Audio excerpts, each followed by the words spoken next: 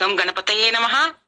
అలాగే మనం గోదాదేవికి పాండురంగ స్వామికి కూడా నమస్కారం చేసుకొని ఈ రోజు 6వ పాసరంలోకి వెళ్లే ముందర మనం అసలు మొదటి పాసరంలోను రెండవ పాసరంలో ఒకసారి చెప్పుకున్నాం. చిన్న చిన్న మాటలతో వాటిని ఒక్కసారి మనం నెమరు వేసుకుందాం.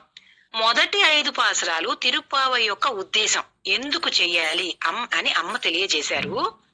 మొదటి పాసరంలో ఏంటి, భగవంతుని చేరాలన్న కోరికుంటే చాలు, ఈ వ్రతం చేయడానికి ఇదే తగిన సమయం, రండి, ఆ కోరిక ఉంటే చాలమ్మా, ఎలాంటి వాళ్ళైనా రండమ్మా, దానికి ఏమి ఎవరైనా దీనికి పనికొస్తారని గోదాదేవేమో తన స్నేహితురాలని పిలుస్తోంది.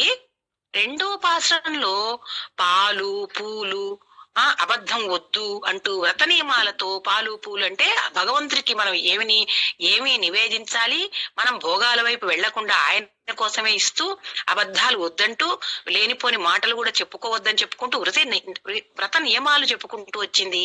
ఇక 3వ పాసరంలో అయితే వ్రతం చేస్తే చేసేవాళ్ళు చేయించేవాళ్ళు కూడా భగవంతుని చేరతారని, లోకమంతా పాడి పంటలతో సుభిక్షంగా ఉంటుందని చెప్పింది అమ్మ. ఇక 4వ పాసరంలో వ్రతం చేయడానికి మేమంతా స్నానం చెయ్యాలి, వర్షం కురిపించమని ఆ వరుణదేవునికి మరి ఆవిడ చెప్పుకున్నది. ఇక 5వ పాసరంలో వ్రతం చేస్తే మన పాపాలన్నీ కూడా నిప్పులో వేసిన దూదిలాగా భస్మీపట్లం అవుతాయని చెప్పింది. ఇంతవరకు చదివిన 5 పాసరాల్లో ఏం చెప్పారంటే వ్రతానికి అందరినీ పిలవడమే కనిపిస్తున్నది కదా, అంత చక్కగా అమ్మ ఏమేం చేయొచ్చు, ఇంత ఈజీగా ఉంటుందని రమ్మన్నది. ఇక ఇవాళ నుంచి తన స్నేహితురాళ్ళు 10 మందిని 10 పాసురాలతో నిద్ర లేపుతోంది అమ్మ. ఈ రోజు చిన్నపిల్ల ఉత్తిష్టట, అందరికన్నా చిన్నది, ఆ పిల్లని నిద్ర లేపుతోంది ఈ పాసురంలో. అయితే తమిళ పాసురాన్ని మనకి అమ్మ వినిపిస్తారు, కానీ దాని అర్థాన్ని మనం తెలుసుకుందాం. అయితే అమ్మ దాంట్లో ఏం చెప్పారట, 6వ పాసరంలో పక్షులు గూళ్ల నుండి లేచి కిలకిలా ధ్వని చేస్తూ పోతున్నాయి, ఆ పక్షిరాజైన గరుత్మంతుడు వాహనంగా గల విష్ణువు ఆలయంలో శంఖానాదం మధుర గంభీరంగా వినిపిస్తూ భక్తులను రండి అని ఆహ్వానిస్తోంది. ఆ ధ్వని మీకు వినిపించడం లేదా అమ్మా నీకు?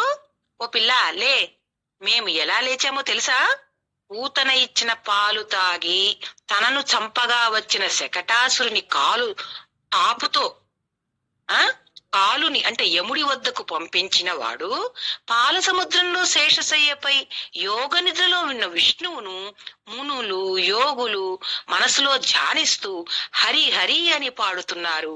హరి హరి అని వారు చేయుధ్వని మా హృదయంలో ప్రవేశించి మా అమ్మల్ని నిద్రలేపింది, మరి నువ్వు లేవరాదు అని నిద్రపోతున్న చెలికత్తని గోదాదేవి లేపుతోంది. లేవండి, నిద్ర లేవండి, అరే రే మళ్ళీ పడుకోకండి, వీళ్ళని లేపేవారెవరూ లేరా అంటోంది గోదాదేవి.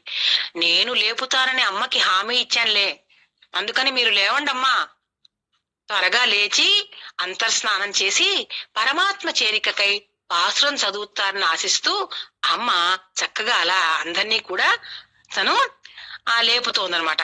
కాబట్టి మీవన్నీ వినిపించట్లేదా అనుకుంటూ ఇవన్నీ బయటివన్నీ మీకు వినిపిస్తున్నాయి లేదా, మాకు అంతర్ధ్వనాలే దొరికాయి, వినిపించాయి. ఏవి ధ్వనులంటే అమ్మకి ఆ భగవంతుడి దగ్గర ఆ భక్తులు ఎక్కడ విష్ణు పరమేశ్వరుడికి శేషశయ్యపై యోగ నిద్రలో ఉన్న విష్ణువునికి చేస్తున్న ఆ మునులు యోగులు మనసులో ధ్యానించే హరి హరి కూడా అని పాడేవి కూడా మాకు వినిపిస్తున్నాయి.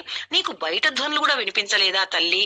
అలా ఎలా నిద్రపోతున్నావమ్మా, నువ్వు మేలుకో అంటూ అమ్మ చక్కగా వాళ్ళని లేపుతోందనమాట. ఆ బంగారు తల్లికి ఈ ధ్వనుల ద్వారా అయినా, ఎందుకంటే ఆలయాల్లో పెందరాడే లేచి భగవంతుడికి ఎంతో అక్కడంతా శుభ్రాలు చేయించి ఆ పరమాత్మ సన్నిధిలో ఇలాంటి మంచి మంచి వ్రతాలు మామూలుగా కూడా అందరూ చక్కగా పొద్దున్నే చేస్తారు, కానీ ఈ వ్రతాలకి మరీ కూడా ఈ ధనుర్మాసంలో కూడా చక్కగా మనకి నిజంగానే పక్షుల కిలకిల రావాలు, తర్వాత ఏమో ఈ యొక్క శంఖనాదాలు వినిపిస్తున్నప్పుడు ఆ వాతావరణం అంతా కూడా ఎంతో మధురంగా పవిత్ర